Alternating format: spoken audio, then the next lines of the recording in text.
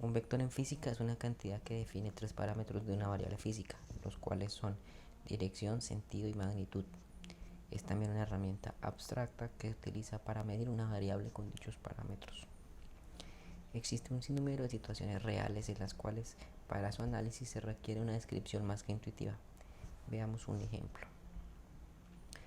Tenemos dos vehículos que se mueven en direcciones opuestas a razón de 20 metros sobre segundo. Pues en este caso, si queremos describir de manera más precisa el movimiento de estos dos cuerpos, definimos un sistema de referencias sobre la horizontal en el cual hemos dispuesto el valor positivo de las x a la derecha y el valor negativo de las x a la izquierda. De este modo se hace evidente que el movimiento de estos dos vehículos tiene sentido y direcciones opuestas, es decir, a pesar de que ambos se mueven a razón de 20 metros sobre segundo, en nuestro sistema de referencia lo hacen en direcciones opuestas y por lo tanto la velocidad del que se mueve a la izquierda será de menos 20 metros sobre segundo y del que se mueve a la derecha de 20 metros sobre segundo. Como vemos, este es un ejemplo donde el uso de los vectores nos permite describir de manera más precisa el movimiento o el comportamiento de un cuerpo. Cantidades vectoriales.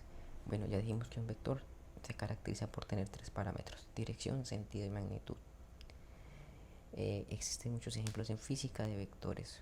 Algunos de ellos son velocidad, aceleración, desplazamiento, posición, campo magnético, campo eléctrico, el campo gravitacional, el torque y la fuerza. El vector fuerza es el que utilizaremos en esta práctica de laboratorio para analizar la suma de vectores.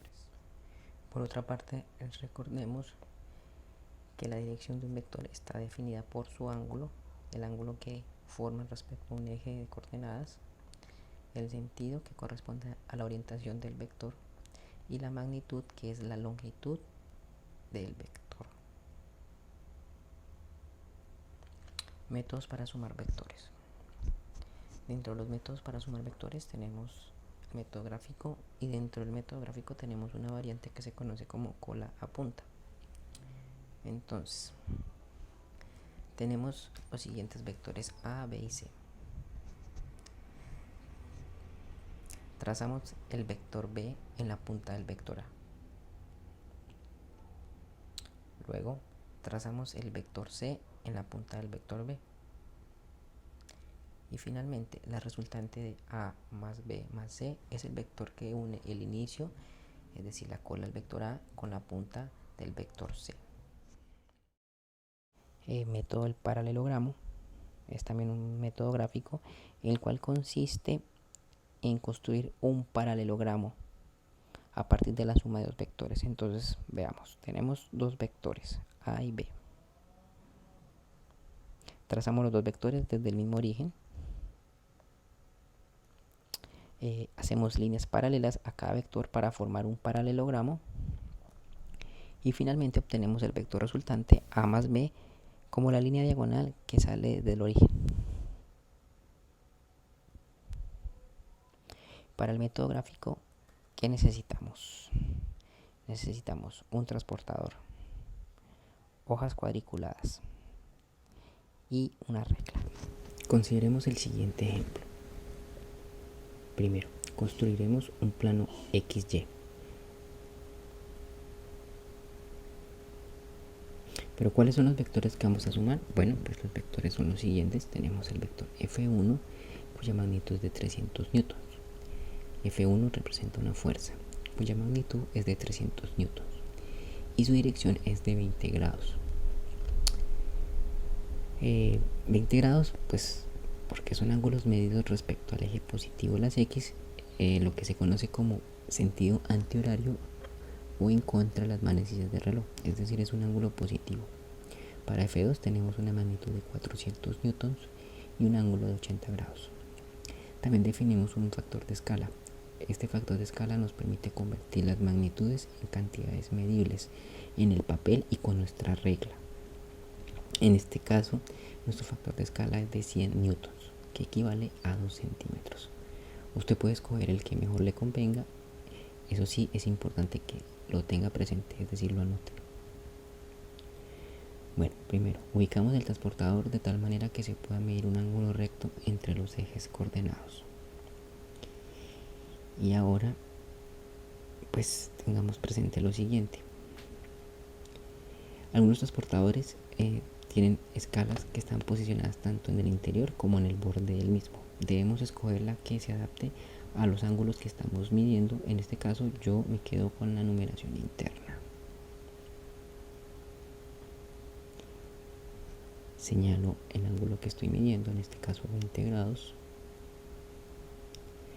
Y con la regla trazo una recta desde el origen hasta donde hemos indicado el ángulo, pero teniendo en cuenta que la recta debe tener una longitud proporcional a la escala que seleccionamos. En este caso, para el ángulo F1 serían 6 centímetros. Señalamos la distancia y el ángulo.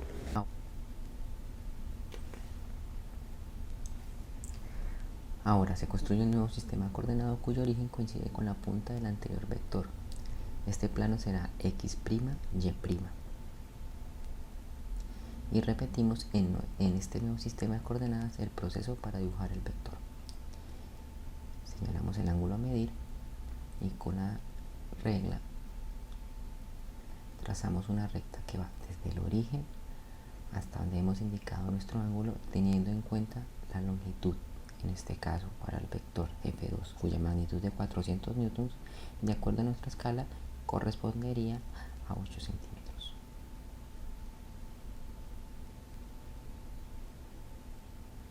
Marcamos el ángulo. Finalmente, determinamos el vector resultante, trazando una recta desde la cola del primer vector hasta la cabeza del segundo vector. Medimos esa distancia y medimos también el ángulo.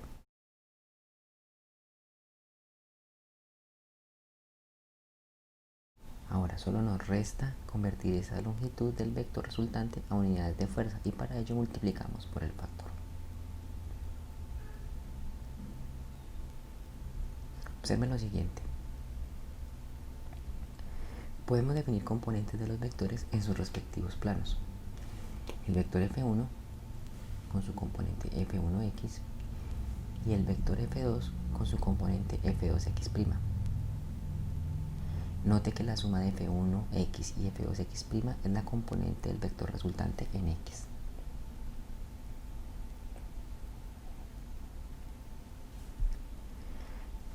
Entonces podemos expresar esto como una ecuación. Tenemos F1x más F2x' es igual F1 coseno de teta 1 más F2 coseno de teta 2. F2 coseno de teta 2, que corresponde a esta longitud,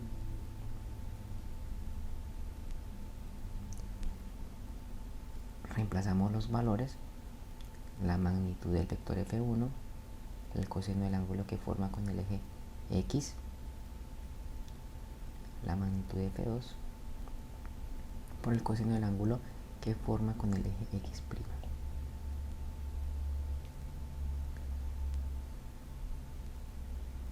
De manera análoga, hacemos lo mismo con el eje Y. F1y, componente en Y del vector F1,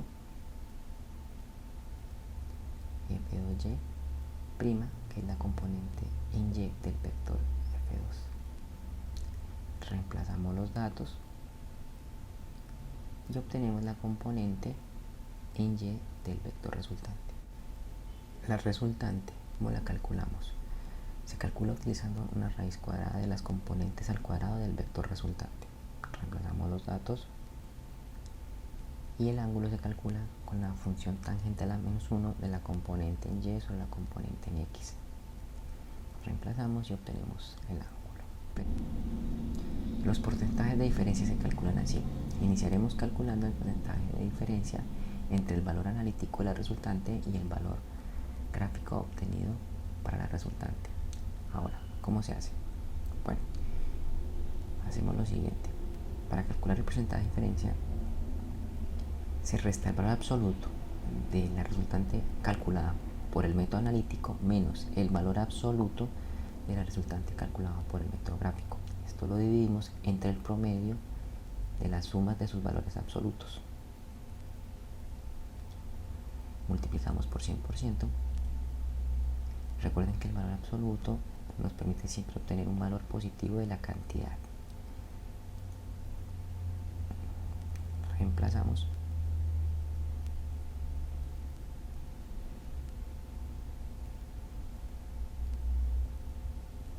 Y para el caso del ángulo, procedemos de la misma manera.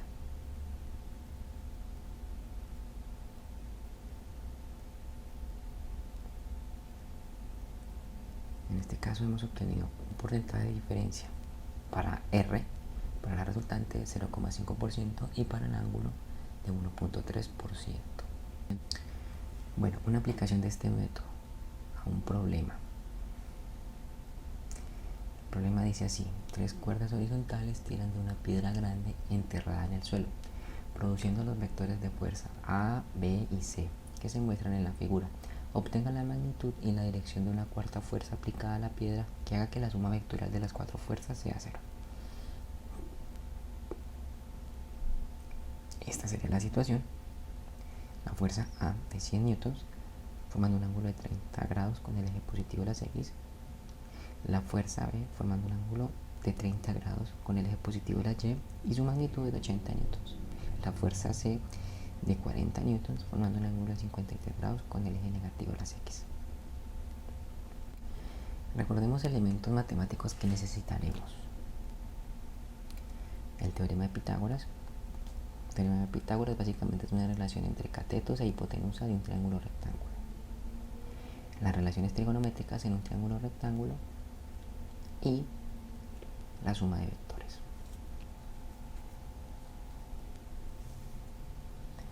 Recordar de la suma de vectores que esta se realiza componente a componente. Si tenemos dos vectores de 3 componentes, componente en X, componente en Y, componente en Z, y lo queremos sumar con otro vector que también tiene 3 componentes, pues la suma de estos dos vectores, el vector C, tendrá una componente en X que será la suma de las componentes en X del vector A y el vector B.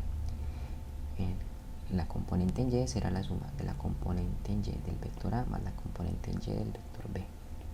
Y si nuestro vector tiene una tercera componente, que la llamaremos Z, esta componente se calcula sumando la componente en Z del vector A más la componente en Z del vector B. Primero, interpretamos el problema. El problema nos dice que la suma de los 4 vectores es 0. ¿Esto qué significa? Bueno, significa que si llevamos D a un cuarto vector, podemos expresar la suma de los 4 vectores de la siguiente manera.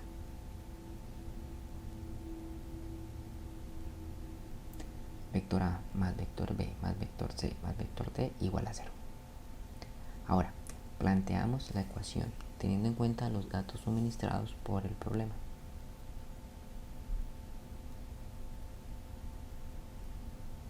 Es importante fijarnos en lo siguiente: todos los ángulos se deben medir respecto al mismo eje. En este caso, vemos que cada uno de los vectores tiene ángulos medidos con ejes distintos. Pues la idea es dejarlos todos respecto al eje positivo de las X. Para el caso del vector B, note lo siguiente: el vector B forma un ángulo de 30 grados con el eje positivo de la Y, pero el eje X con el eje Y forma un ángulo de 90 grados, son perpendiculares. Quiere decir entonces que el ángulo que forma el vector B con el eje de las X sería de 90 grados más 30 grados, 120 grados.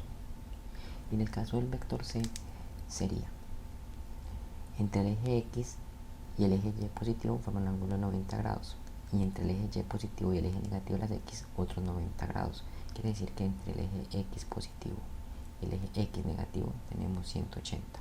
180 más 53 grados nos da 233. Y ese sería el ángulo que forma el vector C con respecto al eje positivo de las X.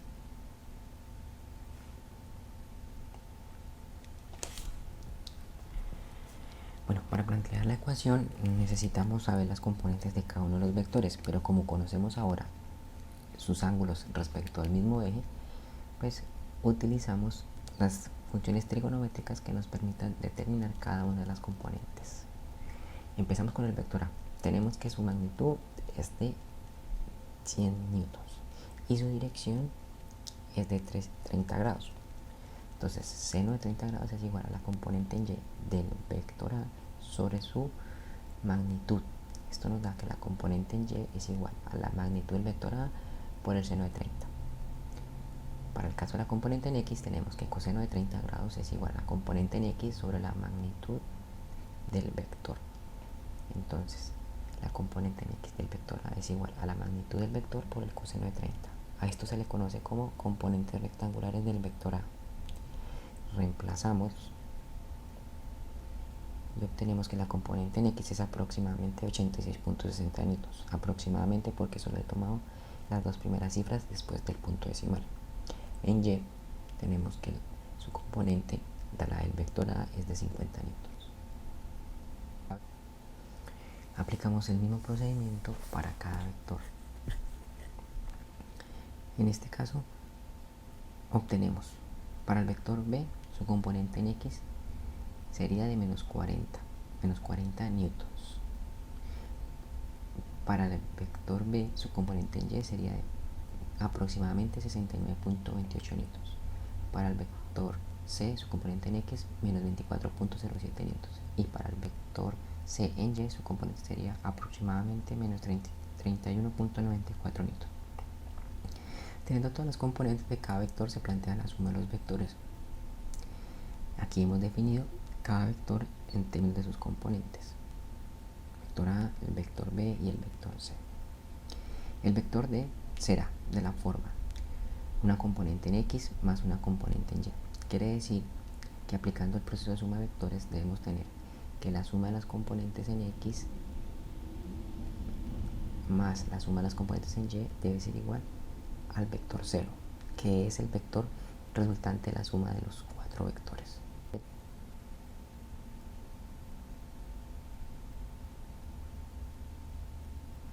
Reemplazamos cada una de las componentes y obtenemos el siguiente resultado.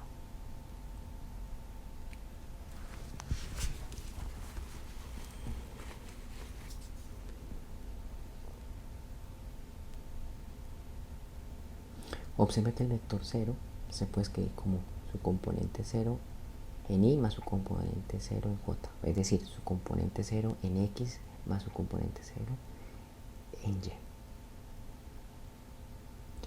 Igualamos las componentes, la componente en X igualamos a la componente en X del vector 0, la componente en Y igualamos a la componente en Y del vector 0. Y de aquí obtenemos los siguientes resultados: que la componente en X del vector D debe ser igual a menos 22.53 newtons y la componente en Y del vector D debe ser igual a menos 87.34 newtons. Utilizamos la función tangente a la menos 1 para determinar el ángulo. Tangente a la menos 1 es componente en Y sobre componente en X. Sacamos tangente a la menos 1 y obtenemos 75.53 grados. Calculamos la magnitud de D usando el teorema de Pitágoras. Entonces, la magnitud del vector D al cuadrado es igual que multiplicar el vector D por sí mismo. Importante, la magnitud al cuadrado de un vector es igual al producto de un vector con el mismo. Bueno, esto es que la magnitud del vector D al cuadrado es igual a su componente en X al cuadrado más su componente en Y al cuadrado. Reemplazamos y sacamos raíz a ambos lados. Obtenemos que la magnitud del vector D sería de 90.19 newtons. El vector D es el vector que hemos definido acá. Su ángulo se determina sumando al valor que hemos obtenido anteriormente, los 180 grados, para que nos quede en sentido antihorario. Esto nos da 255.53 grados y su magnitud de 90.19 newtons.